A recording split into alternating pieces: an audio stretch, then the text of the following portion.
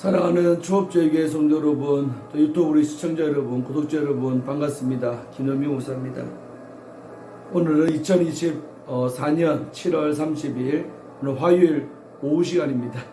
제가 바빠서 이 책 읽기를 못했는데 이제 오전 집회 마치고 또 숙소에서 쉬면서 또 이렇게 또 함께 책 읽기를 원합니다. 오늘도 우리 안희수 여사님의 그럴 수 있지 오늘 22장부터 읽을 차례인데 함께 많은 은혜 받기를 축원합니다. 제가 기도하겠습니다.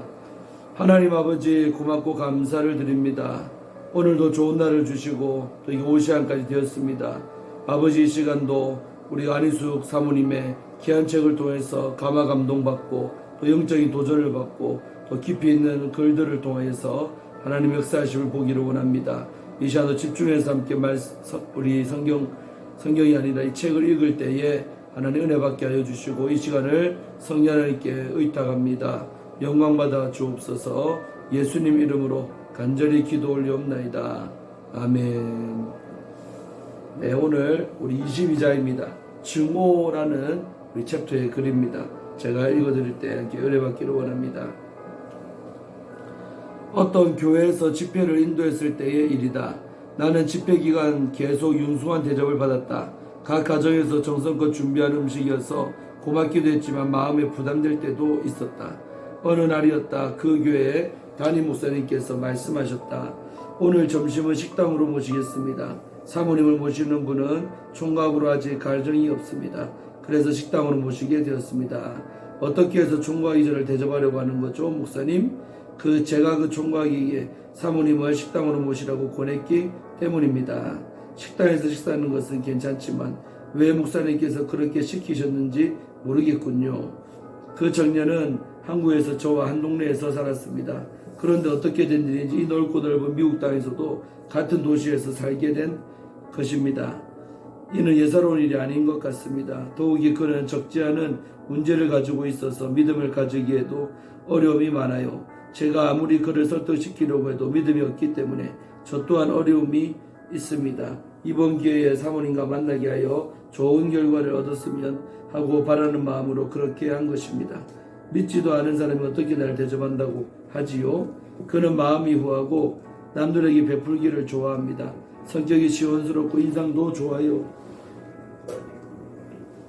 저도 자주 대접받고 있지요. 그가 이번 집회에 참석했던 자에 사모님을 대접할 수 있겠냐는 저의 제안을 선뜻 받아들였고 기뻐했어요. 그래서 우리는 점심시간에 멋진 양식 식당으로 가게 되었다. 그 청년은 자가용으로 우리보다 먼저 와서 기다리고 있었다. 그 청년의 생김새는 괜찮았고 예의 바르고 조심성 있게 보였다. 그러나 어딘가 투명해 보이지 않아서 적어도 내게는 그리 좋은 인상이 아니었다. 그러나 난 웃으며 인사했다. 이렇게 좋은 사람에게 멋진 대접을 받게 되어 정말 고마워요. 그는 내 말에 도리어 미안했던지 얼굴을 붉혔다. 그리고 고개를 굽어가며 내게 인사했다. 목사님께서는 그의 이름과 함께 한 동네 사람이라는 것과 총각이어서 꿈이 많다는 등의 말로 그를 나에게 소개하셨다. 식사가 끝난 후 우리는 내가 머물고 있는 호텔 로비에 왔다. 저녁 집회 시간까지는 여유가 있었고 낮에는 로비를 이용하는 사람들이 적었기 때문에 조용했다. 로비는 우리가 이야기하기에 적합한 곳이었다. 먼저 목사님께서 말을 시작하셨다. 자, 도군, 여기 안사모님은 누구나 돕기를 원하시고 누구나 사랑하시는 분이세요. 그러니 마음으로 활짝 열고 마음속에 있는 것을 털어놓으세요.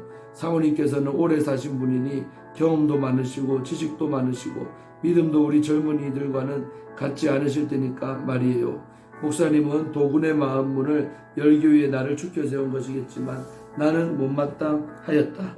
그러나 하는 수 없이 훌륭한 사람같이 가만히 듣고 있었다. 나는 내 태도가 부담스러웠지만 우습기도 했다. 왜냐하면 내 쪽에서 그렇지 않다고 말해버리면 나는 시원할지 모르지만 목사님의 입장이 곤란할 것이기 때문이었다. 또한 도군도 가볍게 여기고 하고 싶은 말을 못할 것 같았기 때문이었다. 목사님은 도군에게 이야기해보라고 권면하셨지만 그 청년은 끝내 침묵을 지켰다. 나도 할 말이 없었기 때문에 가만히 있었다. 결과적으로는 목사님만이 수다스럽게 이런저런 이야기로 시간을 보낸 것이었다. 목사님은 저녁 집회 준비로 내가 쉬어야 할 것이라고 도군에게 말하고 자리에서 일어섰다. 우리는 인사를 하고 나는 승강기 쪽으로 향했고 그들은 출입구 쪽으로 향했다. 나는 갑자기 돌아서서 그들이 나가는 것을 쳐다보았다. 목사님은 앞서서 문 밖으로 나가셨고 도군은 문 밖으로 막 나가려고 했다. 나는 급히 도군에게 달려가서 그의 손목을 꽉 잡고 말했다. 도군, 참으로 고마워요. 잘 먹었어요. 대접한 것을 잊지 않을게요. 그는 나의 갑작스러운 행동에 놀랐는지 나를 의아한 표정으로 쳐다보았다. 그렇지만 그는 여전히 아무 말도 하지 않았다. 도군, 내게 꼭 전화하세요. 내 방 번호는 420이에요. 알겠어요? 전화 기다리고 있을게요. 그때서야 그는 당황한 듯 우물쭈물하더니 낮은 음성으로 말했다. 저는 아버지를 미워합니다. 그의 음성은 낮았지만 똑똑했다. 그는 문을 열고 밖으로 나가버렸다. 난 한동안 서서 그의 뒷모습을 바라보았다. 그는 뒤를 돌아보지도 않고 종전걸음으로 걸어가 내 눈앞에서 사라졌다. 나는 방으로 돌아와 쉬려고 했지만 도군이 내뱉듯 던진 그 말 한마디 때문에 쉴 수가 없었다. 아버지를 미워한다고? 그의 인상이 좋지 않게 보였던 원인이 거기에 있을지 모른다. 마음속에 미움이 가득 차 있다면 그의 마음은 결코 평안할 리가 없을 것이다. 그리고 인상도 좋을 리 없을 것이다. 아버지를 미워하는 이유는 무엇일까?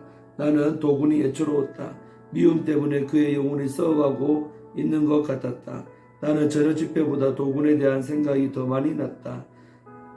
나는 도군을 위해 엎드려 기도를 했다. 그를 도와주실 수 있는 분에게 부탁하는 길이 최선의 방법이기 때문이었다. 나는 전화를 기다렸지만 오지 않았다. 저녁이 되어 나는 목사님과 함께 교회로 갔다. 차 안에서 목사님은 말씀하셨다. 그 도군이라는 청년은 저와 같은 동네에서 살았습니다. 그의 어머니는 천사 같은 분이셨고 그의 아버지는 재건파 교회 장로님이셨습니다. 그에게 여동생이 하나 있었는데 미국으로 시집 왔습니다. 그 여동생의 초청으로 그는 미국에 왔습니다. 저는 그에게 복음을 전하기 위해 애를 쓰고 있습니다. 그 동생도 교회에 오는가요? 크리스마스에나 한번 오는 정도지요. 그러나 도구는 간혹 우리의 초청으로 함께 식사도 하고 이야기를 나누어서 그런지 종종 나오는 편이지만 매번 교회 뒷좌석에 앉았다가 예배 끝나기가 무섭게 나가버립니다. 나는 교회 안으로 들어서면서 도가 왜 왔는지 살펴보았지만 없었다. 집회가 시작될 즈음 나는 옆에 앉은 목사님께 그가 왔는지 물었다. 안 보이는 것 같습니다. 혹시 늦게 올지도 모르겠습니다. 그 말에 나는 희망을 가졌다. 늦게 들어오는 사람마다 유에서 보았지만 그는 보이지 않았다. 집회가 끝난 후 친교실에서도 혹시나 하고 찾았지만 보이지 않았다. 친교 시간에 교인들과 교제를 하고 있는데 목사님이 내게 다가와서 말했다. 사모님 고단하실 텐데 호텔로 가시지요. 그 순간 어떤 교인이 목사님을 찾았다. 사모님 잠깐만 기다리세요. 누가 밖에서 저를 찾는다고 합니다. 목사님 얼마 되지 않아 들어오셨다. 그의 얼굴은 밝았다. 사모님 도군이 왔습니다. 도군이 오늘 저녁에 사모님 호텔로 모셔다 드린답니다. 목사님은 기쁜 표정으로 말했다. 나 또한 놀랍고 기뻤다. 나는 밖으로 나갔다. 그는 교회 문 바로 옆에 차를 세워두고 나를 기다리고 있었다. 나는 도군의 옆자리에 앉겠어요. 나는 운전석 바로 옆자리에 앉았다. 호텔은 교회에서 15분만 가면 도착할 수 있는 거리여서 말을 할 수 있는 시간이 짧았다. 나는 아예 말을 시작하지 않기로 했다. 나는 호텔에 도착했을 때 도군에게 말했다. 도군, 시간이 늦었지만 저 차를 주차시키고 나와 함께 로비로 가면 어떻겠어요? 네. 그는 교회에 승낙을 하고 차를 주차시킨 뒤 내가 기다리고 있는 로비로 왔다. 도군씨, 내가 너무 일방적이어서 기분이 상하지 않았어요? 나는 그를 도씨, 도군, 도청년 등 하며 친근하게 불렀다. 괜찮습니다. 정말이에요? 네. 정말이라면 고마워요. 정말 고마워요. 자, 이리로 내게로 가까이 앉으세요. 나는 오늘 밤에 도군의 어머니가 되어줄 마음이 있어요. 어머니는 많을수록 좋지요. 청년은 훌륭하고 좋은 어머님이 계실 테니까 나 같은 사람도 어머니라고 생각하면 세상을 재미있게 살아갈 수 있지 않겠어요. 제 어머님이 세상을 떠나신 지 벌써 1년이 다 되어갑니다. 아, 그래요. 그 사실을 몰랐군요. 그래서 도군은 아직도 어머니를 잊지 못해 우울한가 봐요. 참 미안해요. 그러나 우리 인간은 누구나 한번 죽기 마련이지요. 나도 그렇고 도군도 그럴 것이고요. 그렇지만 그 다음에 무슨 말 하려고 그랬어요? 도는 한참 동안 생각하더니 한숨을 내셨다. 나는 그에게 분명히 어떤 일이 있음을 감지했다. 그러나 잠자고 있었다. 그러자 그는 심중을 털어놓아야 할 순간이라고 느꼈는지 이야기를 시작했다. 저희 어머님은 너무 억울하게 돌아가셨습니다. 나는 그 말을 듣자 그가 처음으로 내게 했던 저는 제 아버지를 미워합니다라는 말이 기억났다. 난 어떤 말을 해야 할지 몰라서 그의 설명만을 기다렸다.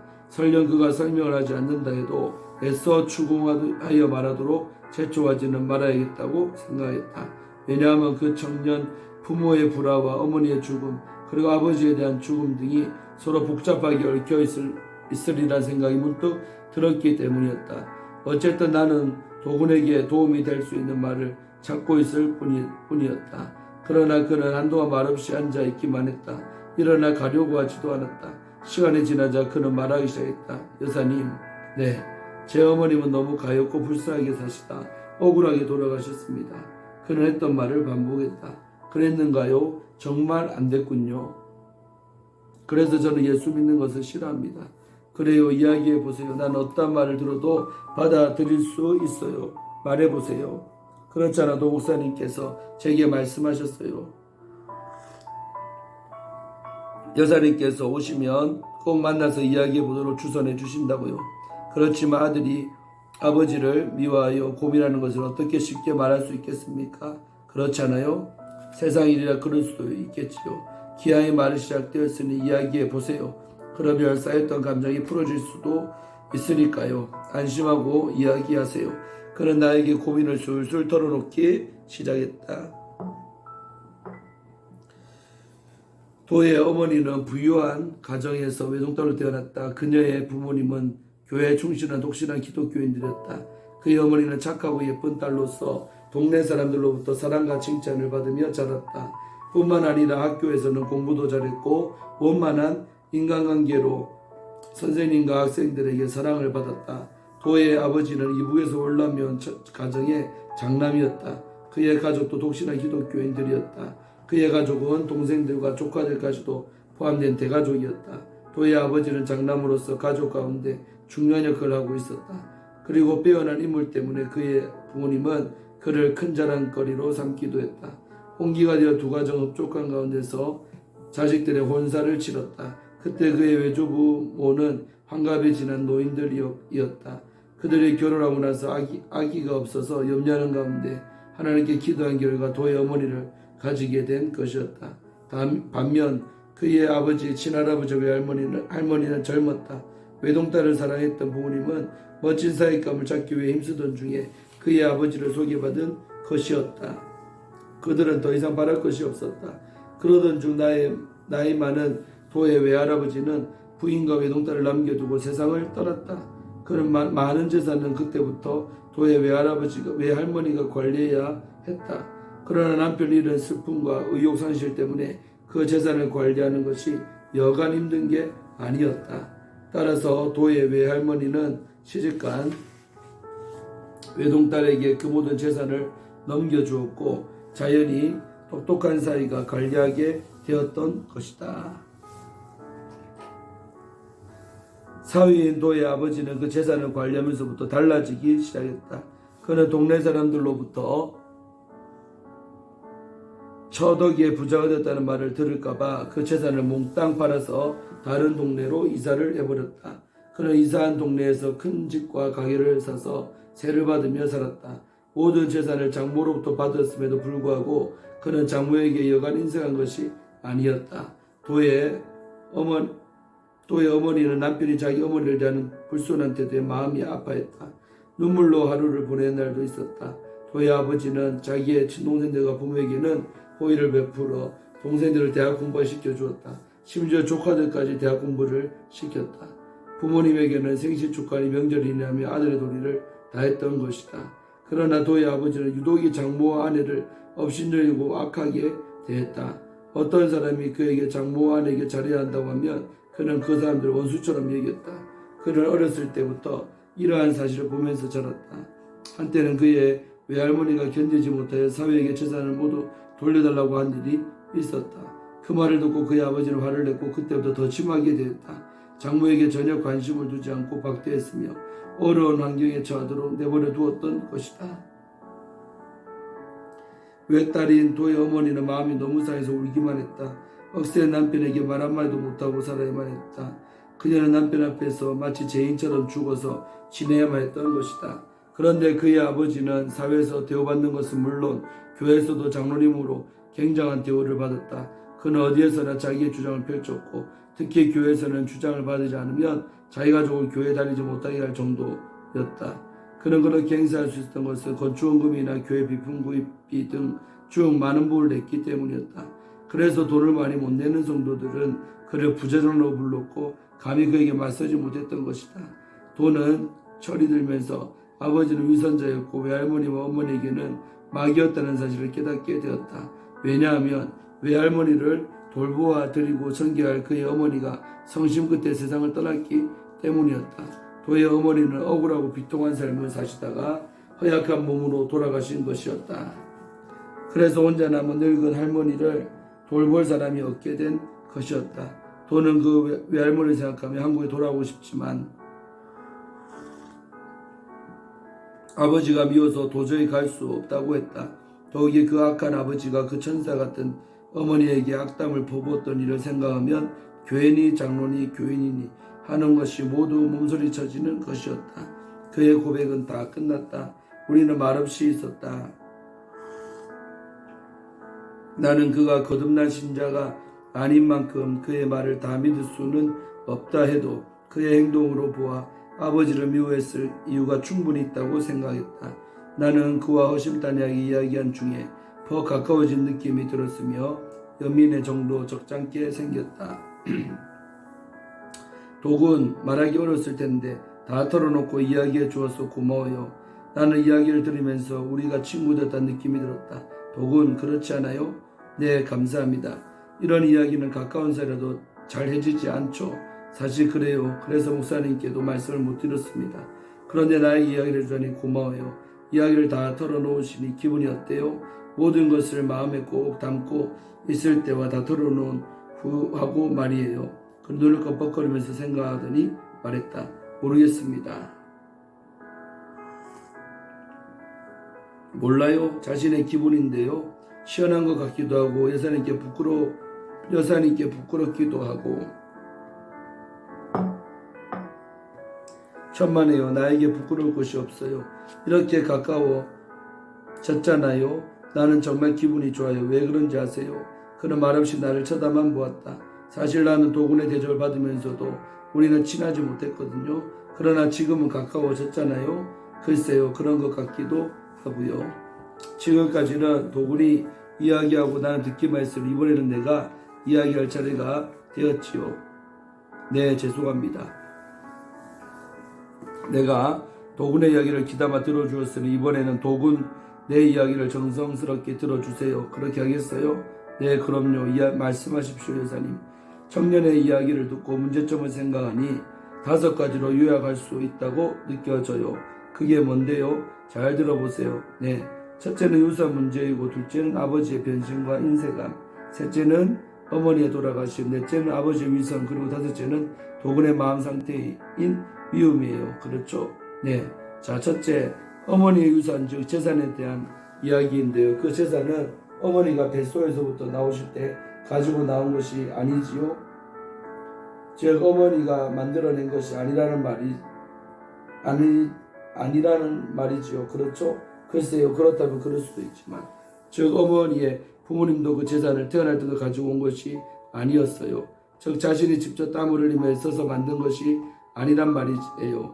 그리고 세상을 떠나셨을 때 하나라도 가지고 가시지 못했지요. 다만 딸과 사이에게 넘겨주셨을 뿐이지요. 그러니까 그것은 어머니의 것도 또한 부모님의 것도 아니라는 말이에요. 이해가 되나요? 그럴까요? 그렇잖아요. 태어날 때 가지고 온 것이 아니고 그렇다고 갈 때 가져가지도 못하잖아요. 단지 살아있는 동안 잠시 누릴 뿐이지요. 이 세상의 재물은 쌓아놓아도 자기 것이 되지 못하지요. 단지 맡은 기간 동안 관리할 뿐이라는 말이에요. 성경에는 우리를 청지기라고 말씀하고 있어요. 청지기가 맡은 것은 모두 주인 것이지 자기 것이 아니지요. 아시겠어요? 글쎄요. 그는 확신 있게 대답하지 않았으나 나의 말을 이해하는 것 같았다. 그러니까 그 재산이 많았든지 적었든지 상관이 없지요. 궁극적인 주인은 하늘과 땅의 주인이신 하나님이시지요. 인간은 청지기일 뿐 주인이 될 수 없지요. 결국 인간은 재물을 관리하다가 주인에게 넘겨주게 되지요. 그는 계속해서 고개를 끄덕였다. 내 말에 주의를 기울이며 듣고 이해한다는 태도였다. 둘째는 아버지의 변신과 인색인데요. 재물이란 사람의 마음을 변질시킵니다. 겸손하던 사람도 돈 푼개나 생기면 건방지게 되고 양순한 사람도 부자가 되면 포악하고 잔인하고 인색하여 오만불손하게 되지요. 그래서 예수님은 부자에게 딱지 하나 붙여두셨는데 그것이 무엇인지 알겠어요? 글쎄요, 뭔데요? 지옥에 간다는 딱지예요. 부자는 천국에 들어가기 얼마나 어려운지 마치 약대가 바늘구멍으로 빠져나가는 것보다 더 어렵다고 예수님께서는 말씀하셨어요. 왜냐하면 부자는 마음이 하나님께서 싫어하시는 방향으로 흐르기 때문이에요. 그래서 사람들에게도 좋을 수가 없지요. 저 부자는 사람들이 싫어하고 또 하나님께서도 미워하시는 싫어하는 사람이 되기 쉽다는 말이에요. 그렇다면 부자는 모두 악인이고 죽어간다는 말입니까? 천만에요. 부자는 하나님으로부터 많은 재물을 맡은 사람이에요. 맡은 재물을 주인인 것인 줄 알고 남들을 위해 사용하며 가정은 물론 사회와 국가, 민족을 위해 사용하는 부자는 하늘나라에서 상급을 받아요. 그런데 청년의 부친은 재물 때문에 마음이 변질되었다고 볼 수 있어요. 그렇지만 그의 동생들과 조카들을 교육시켰다니 나름대로 선한 일 했다고 볼 수도 있지요. 그러나 제 어머니와 외할머니에게는 너무나 인색하고 잔인했습니다. 여사님. 그의 음성은 분노가 섞여 있었다. 게다가 그의 표정도 일그러졌다. 그러기에 말입니다. 도군의 부친만이 아니라 가난했던 사람이 돈을 많이 벌게 되면 아내와 아내의 가족, 친척들을 도외시해 버리지요. 그런 예를 많이 보고 있어요. 그것은 그 자신의 핏줄을 무시하는 처사라고 생각해요. 극도의 이기심을 나타내는 것이지요. 그래서 수많은 아내들이 눈물을 흘리지요. 참으로 안타까운 일을 생각합니다. 이것은 신앙적인 차원에서 보면 거듭나지 못한 남자들에게 있는 불행이지요. 반면에 부인이 남편과 그의 가족이나 친척들을 돌보지 않는 경우도 있어요. 아마 이 경우가 더 많을 것이라 생각해요. 이런 이들은 모두 하나님과 원수되는 일이지요. 여사님, 사실은 그런 여자를 만날까봐 두려워서 결혼도 못하겠어요. 마음속을 알 수가 있어야지요. 이야기 잘했어요. 그것은 사실이에요. 교회에 나오고 찬양대에서 찬양하고 주일학교 교사로 봉사한다고 해도 확실히 알 수 없지요. 단지 우리가 알 수 있는 것은 그의 생활을 통해서지요.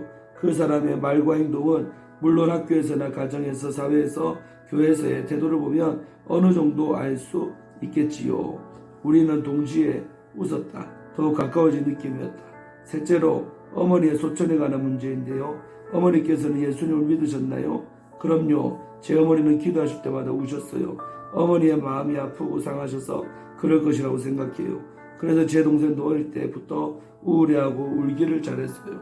한국에서 일하던 미군이 동생을 사랑하여 결혼했습니다. 그가 미국으로 돌아올 무렵이었죠. 당시 동생은 어렸습니다. 제 동생도 나이가 어렸을 때부터 아버지를 싫어했습니다.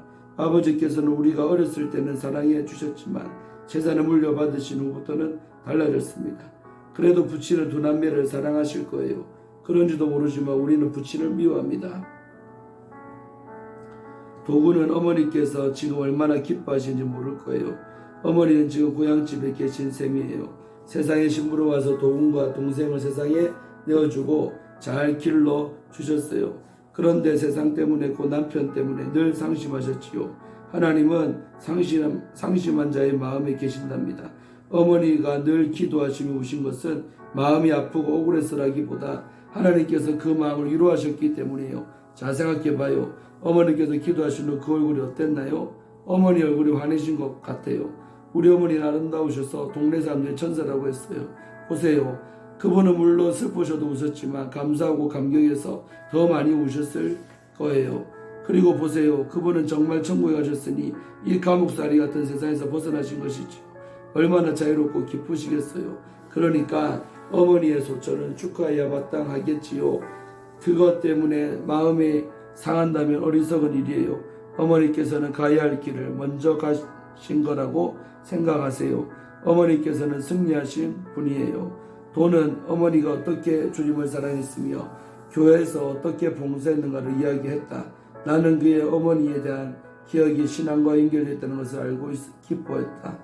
넷째 문제는 부친의 위선이지요. 벼슬에 굶주린 사람들은 교회 장로 직분을 무슨 벼슬이냐 생각하는 경우가 많아요. 사람들이 장로님이라고 부르고 섬기니까 우쭐대고 싶기도 하겠지요. 더욱이 건축원금이나 특별원금이니 감사원금이니 하면서 돈이 필요할 때마다 척척 내는 것이 경장해 보이거든요.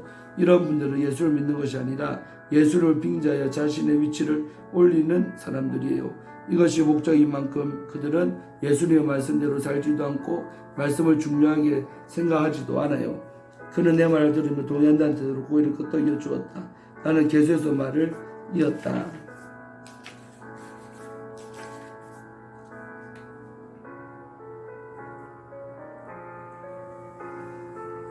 예, 오늘 여기까지 읽겠습니다. 시간이 이제 25분 넘어가는데 아직 한 6장 남아서 내일 이어서 읽겠습니다.